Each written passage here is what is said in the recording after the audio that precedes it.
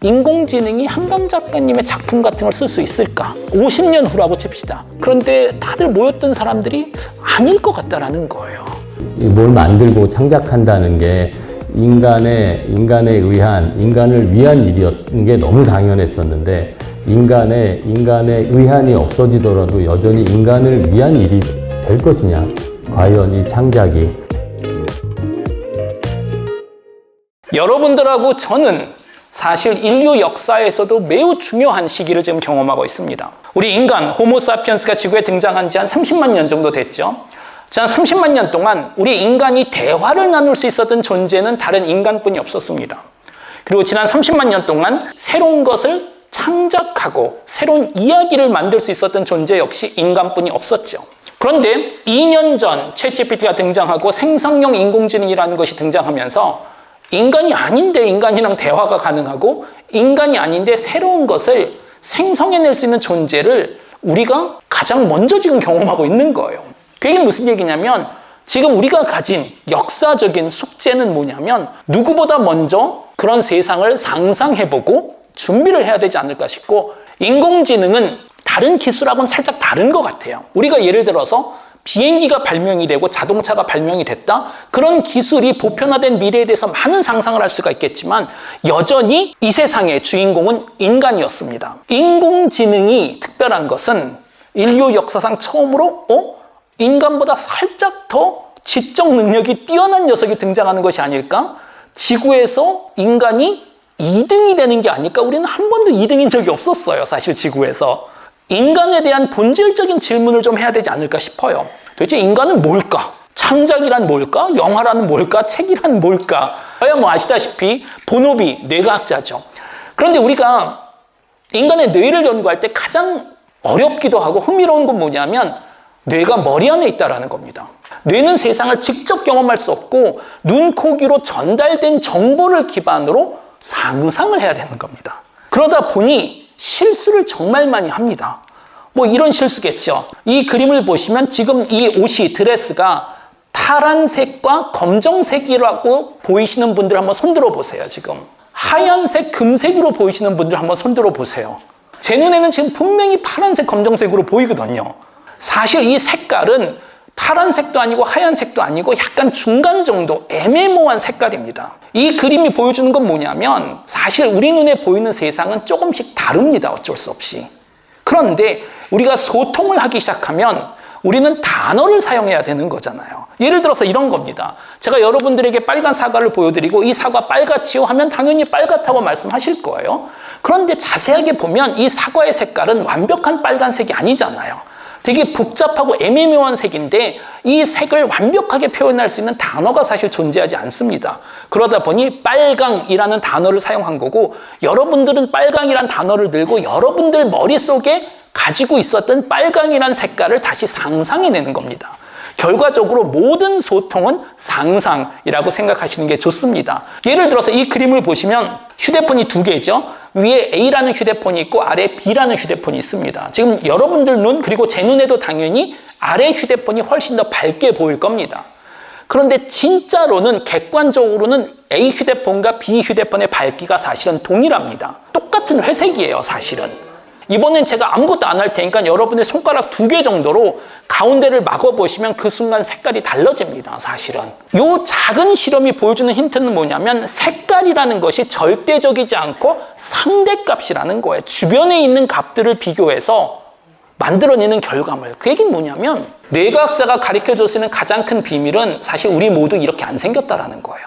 우리 눈에 보이는 현실은 현실이 이렇게 생겨서 지금 보이는 것이 아니고 뇌가 계산을 다 끝낸 결과물, 아웃풋을 우리는 항상 보고 있습니다.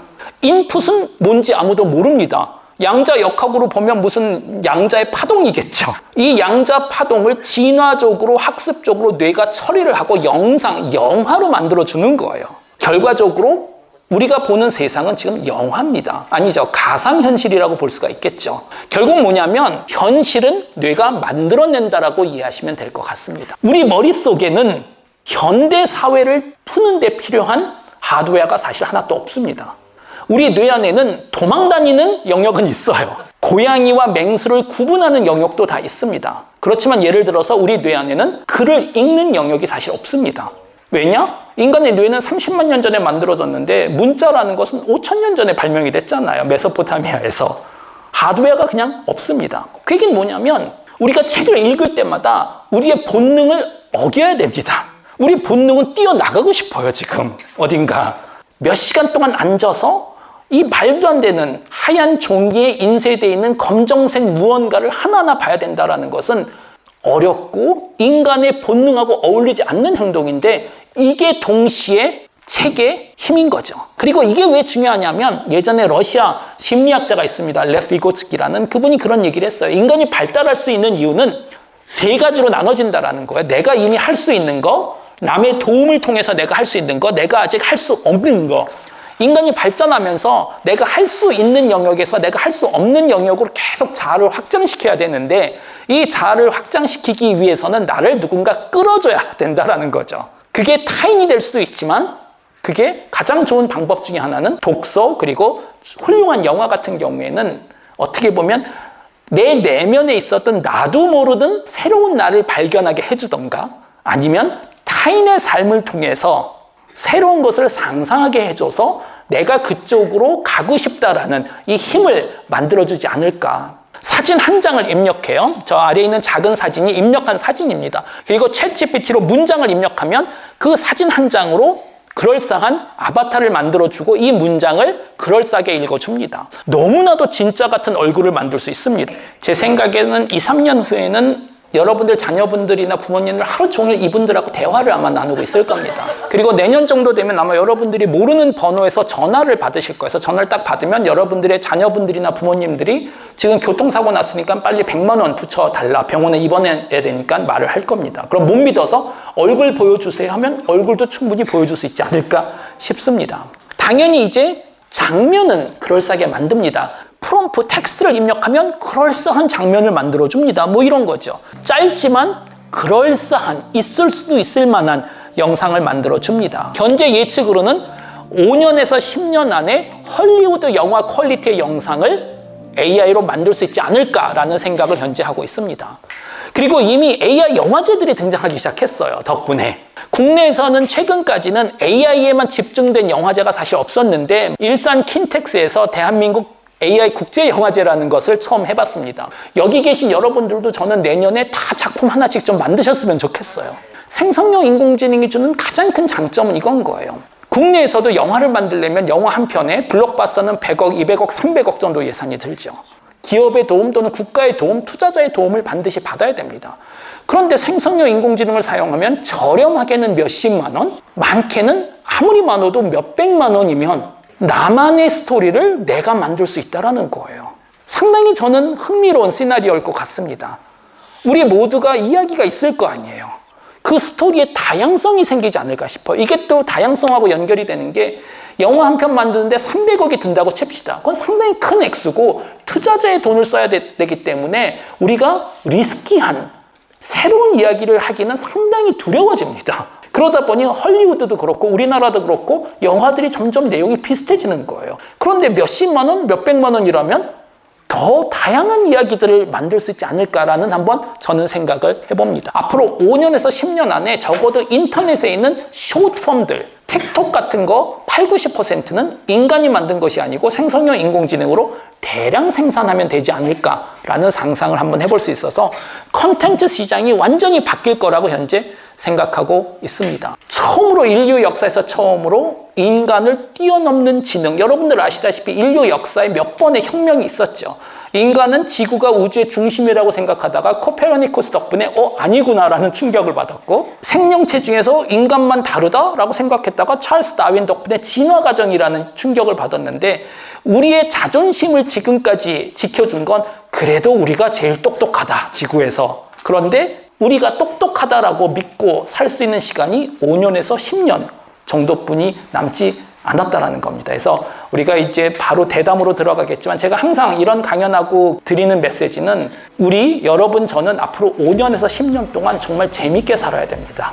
10년 후엔 우리보다 더 뛰어난 지능이 생긴다는 것은 우리한테 잔소리를 하기 시작한 부모님 같은 새로운 존재가 다시 등장하지 않을까 해서 우리가 독립적인 어른으로 우리가 하고 싶은 대로 인생을 살 수 있는 날이 한 10년 정도 되지 않을까 싶습니다. 네, 감사합니다.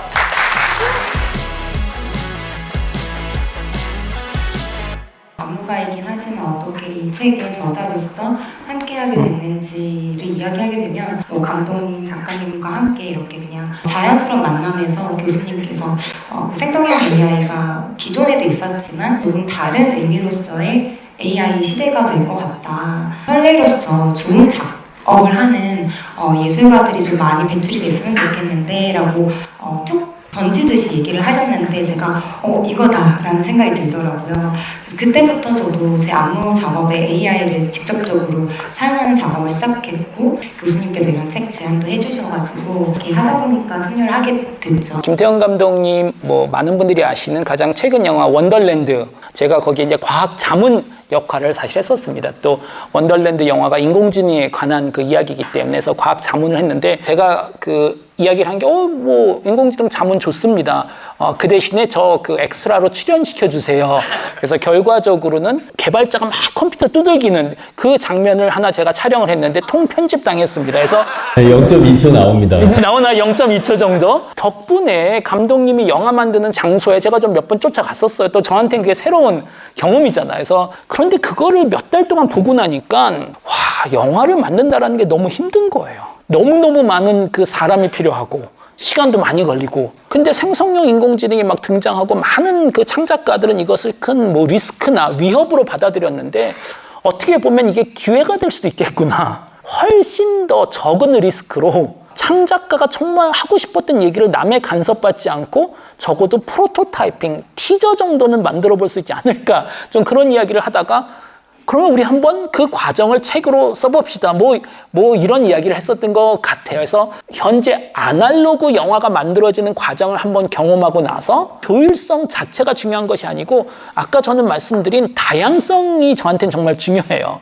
300억짜리 영화 하나보다는 1000만 원짜리 영화 몇백 개 만드는 게 좀 더 다양성을 유지할 수 있지 않을까? 그리고 그 중에 괜찮은 게 있으면 그거는 이제 몇백억 드릴 수가 있겠죠. 그래서 그 과정을 기반으로 이 책을 써서 이렇게 한번 할 수 있습니다라고 좀 보여주고 싶었던 것 같아요. 영화를 만드는 작업이라는 건 내가 이거를 봤는데 이거를 같이 좀 이걸 해볼래? 라고 해서 사람을 모으는 일입니다.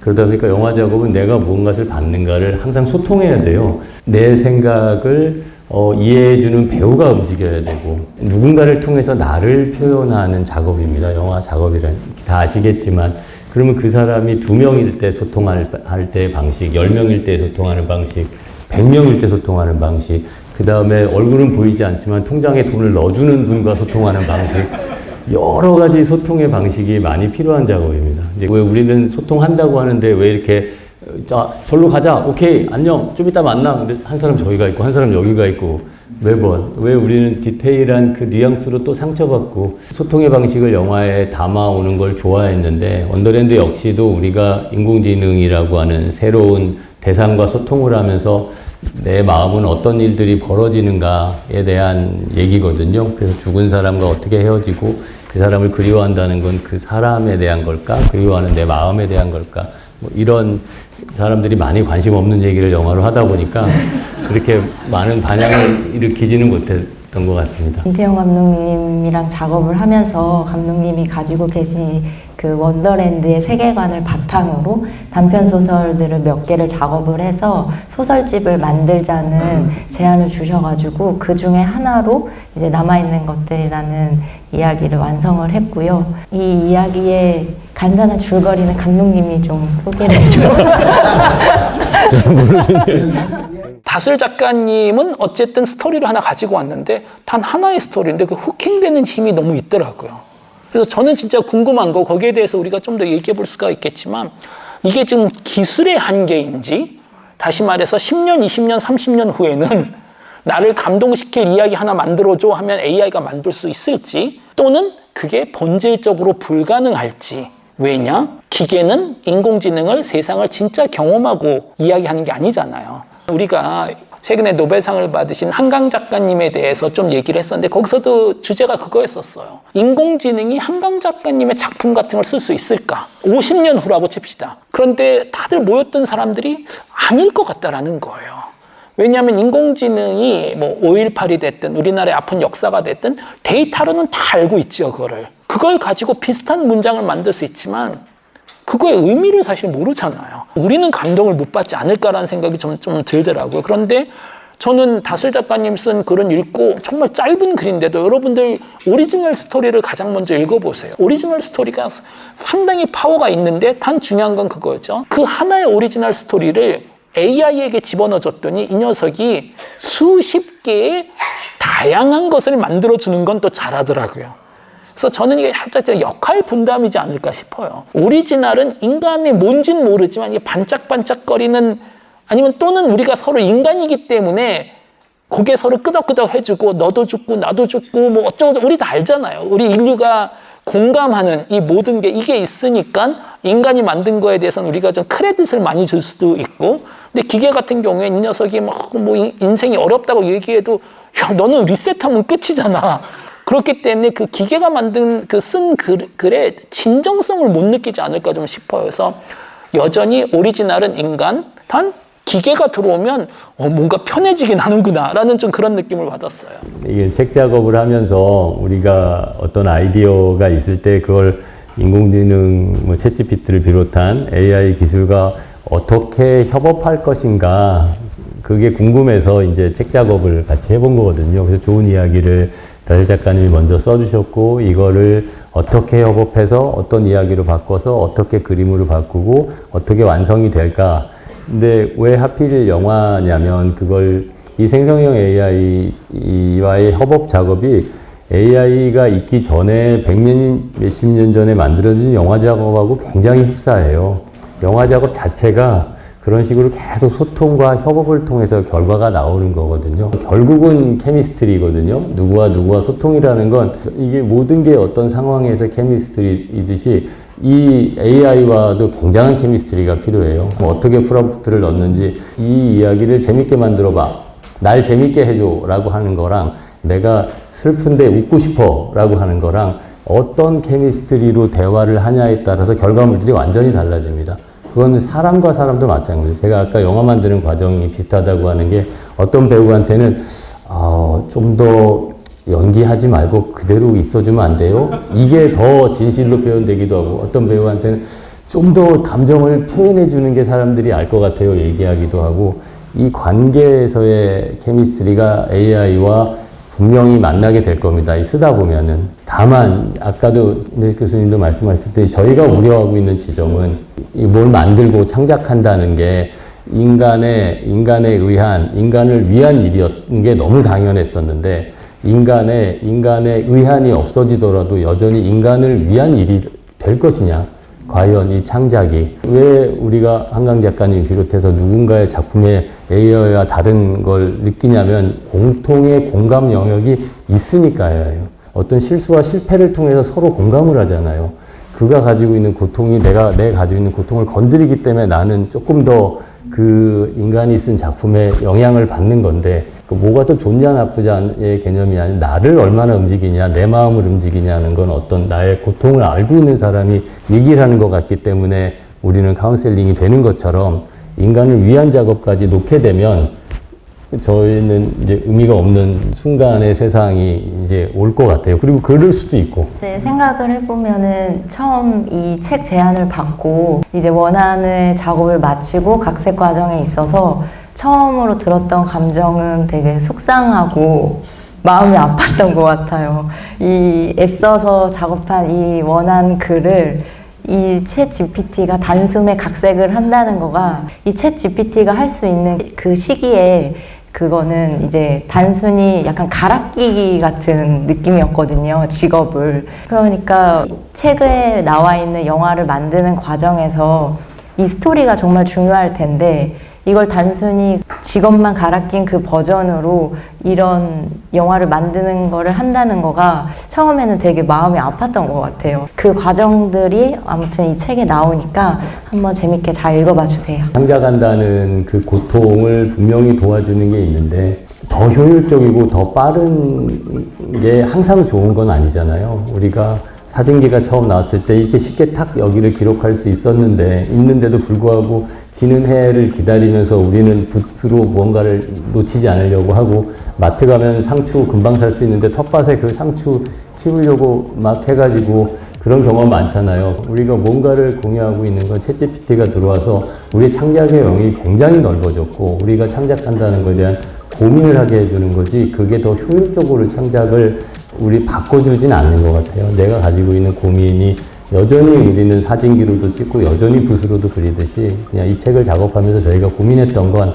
우리가 창작한다는 건 뭘까에 대한 고민을 나누고 싶었던 정도. 이 창작이 더 우월하다거나 이런 식으로 가야 한다거나가 아니라 창작한다에 대한 고민을 같이 나누는 게 지금 달 작가님이 이렇게 어렵게 쓴 거를 그냥 10초 만에 다른 걸로 바꾸는 게 과연 맞아? 그리고 그게 나를 더 잘 표현하는 거야? 이런 고민들을 많이 하셨거든요. 그게 이 책에 잘 남아있다고 생각합니다.